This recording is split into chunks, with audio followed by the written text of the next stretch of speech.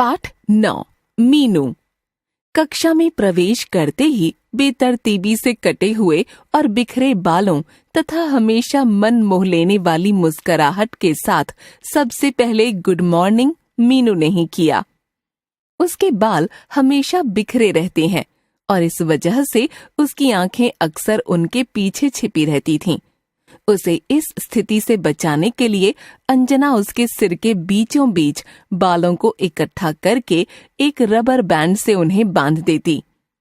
बालों के बंध जाने से उनके पीछे छिपा एक दमकता हुआ चेहरा सामने आ जाता है। साधारण परिवार की मीनू कई मामलों में दूसरे बच्चों से भिन्न है। सीधे सादे नयन नक्श और उत्सुकता से भरी आंखों वाली मीनू का नापसंदगी जाहिर करने का निराला अंदाज है। अपनी कुर्सी के एक तरफ होकर थोड़ा सा मुंह टेढ़ा करके कंधे उचकाती मीनू का मतलब कुछ है जो उसे पसंद नहीं है। हाथ पैर दोनों का दिमाग से किसी प्रकार का तालमेल नहीं, पर हमेशा ताज्जुब होता है उसकी क्षमता देखकर। अचंभित कर जाती हैं उसकी कोशिशें। दिमाग सब कुछ करने को तत्पर, किंतु मस्तिष्क से विद्रोह करता हुआ उसका शरीर। और हारने के लिए मीनू कभी भी तैयार नहीं। अपनी कमजोरियों से पूरी तरह वाकिफ मीनू को उससे छुटकारा पाने की जी तोड़ कोशिश करते हुए हमेशा देखा जा सकता है। अपनी नियति से जंग लड़ती मीनू को पढ़ते या लिखते हुए देखकर हमेशा मेरे मन में एक बात उठती है कि काश इसी तरह की बहादुरी मैं भी दिखा पाती। मैं तो बहुत जल्दी हार मान लेती हूँ। कई बार सोचती हूँ कि इन बच्चों के मुकाबले मेंटली रिटायर्ड, मानसिक रूप से बीमार बच्चों की तकलीफ कितनी कम होती होगी, क्योंकि उनका आईक्यू लेवल, बुद्धि लब्धि स्पेस्टिक मंद बुद्धि बच्चों की तुलना में बहुत कम होता है। और जब सोचने समझने की शक्ति ही कम हो तब समझौता आसानी से किया जा सकता है। लेकिन जब आप सब कुछ अच्छी तरह समझने की हैसियत रखते हुए भी कुछ कर पाने में अपने आप को असमर्थ पाते हैं, तब तकलीफ कई गुना बढ़ जाती होगी। इसकी कल्पना भर से ही कैसी असहनीय पीड़ा होती है। तब उसका क्या हाल होता होगा जो हर पल इस दर्द को झेलता है। शुरू में जब मैं उसके हाथ की उंगलियों की हरकत देखती थी तो घबराहट होने लगती थी, परंतु अब आदत बन गई है।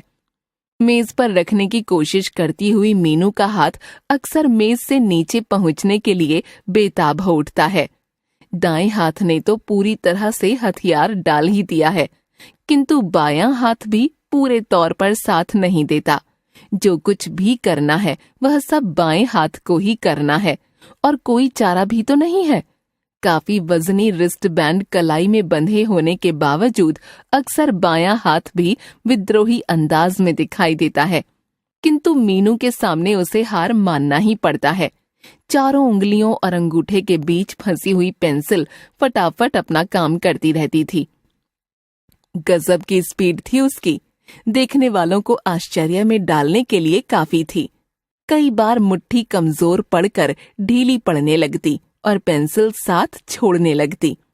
उस समय मीनू अपनी 2 उंगलियों के बीच पेंसिल को फंसाकर पहले गर्दन के पास लाती और फिर अपने चेहरे को नीचे लाकर गर्दन के पास मौजूद पेंसिल पर दबाव बनाकर, तो कभी दांतों का सहारा लेकर पेंसिल को अपनी उंगलियों और अंगूठे के बीच फंसाती और दोबारा अपने काम में लग जाती। मीनू जब अपने काम को कुछ ज्यादा एकाग्र चित्त होकर कर रही होती, उस समय उसका दायां कूल्हा ऊपर की तरफ उठ जाता, भौहें सिकुड़ जाती तथा बायां हाथ अपना काम करता रहता और भिंचे हुए चेहरे के साथ तब एक के बाद दूसरा, तीसरा, चौथा लगातार पन्ने दर पन्ने वह अपना काम पूरा करती जाती, जब तक कि अंतिम पन्ने का काम भी शेष न हो जाता। कभी कभी उसका जोश इतना बढ़ जाता कि वह जल्दी से जल्दी काम पूरा करना चाहती और इस चक्कर में न चाहते हुए भी पेंसिल पर दबाव बढ़ने लगता तथा उत्तरों को मिलाते समय पेंसिल की नोक उसकी नोटबुक के पन्ने को चीरती चली जाती। तब उसका चेहरा एक अजीब प्रकार के भाव से घिर जाता। खिसियानी सी मुस्कान के साथ अपना चेहरा ऊपर उठाकर देखती कि किसी ने उसे इस समय देखा तो नहीं।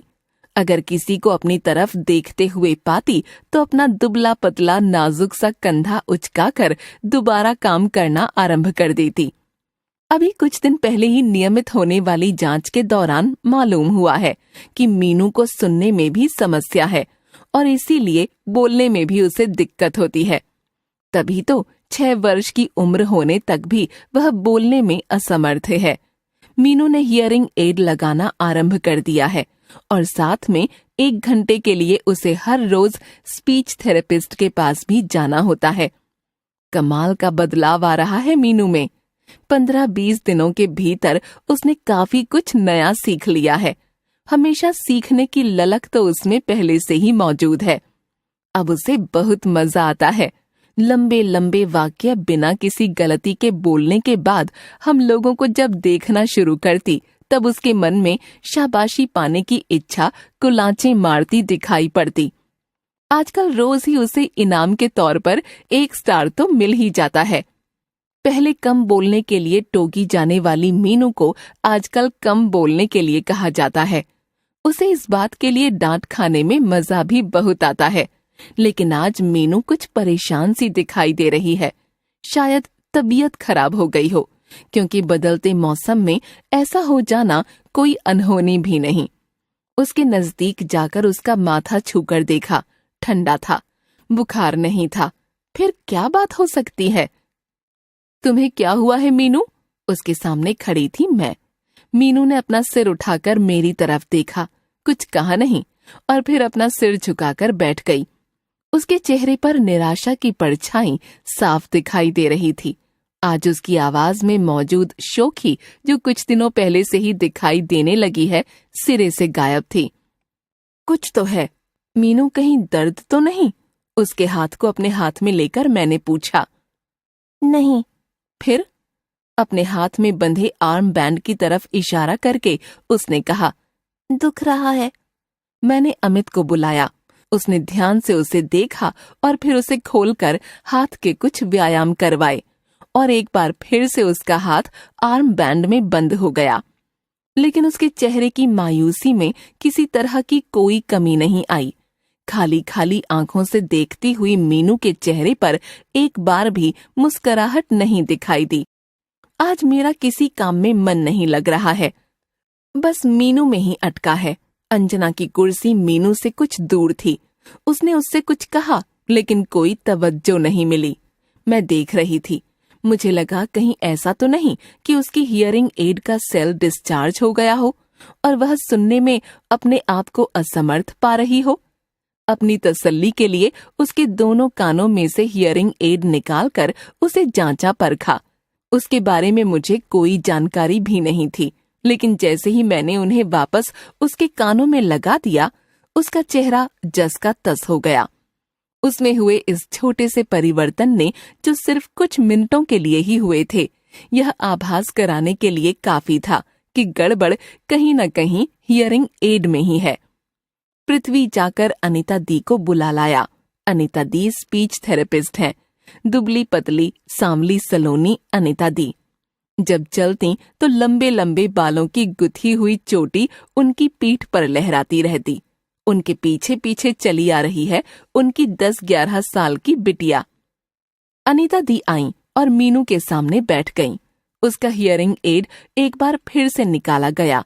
अनीता दी ने उसे ध्यान से देखा, फिर बोली, इसमें कोई खराबी नहीं है, इसके सेल्स भी चार्ज है, बस पाइप में मैल भर गई है। उन्होंने एक सेफ्टी पिन से उसकी पाइप की अच्छी तरह से सफाई की और वापस मीनू के कान में लगा दिया। साफ होकर हियरिंग एड दोबारा मीनू के कान में फिट हो गए थे। कुछ देर तक मीनू आंख सिकोड़े चुपचाप बैठी रही, पर ज्यादा समय नहीं लगा उसके चेहरे की रंगत वापस लौटने में। दहशत का भाव जो कुछ समय पहले तक उसके चेहरे पर विराजमान था, वह अब वहां से गायब हो चुका है।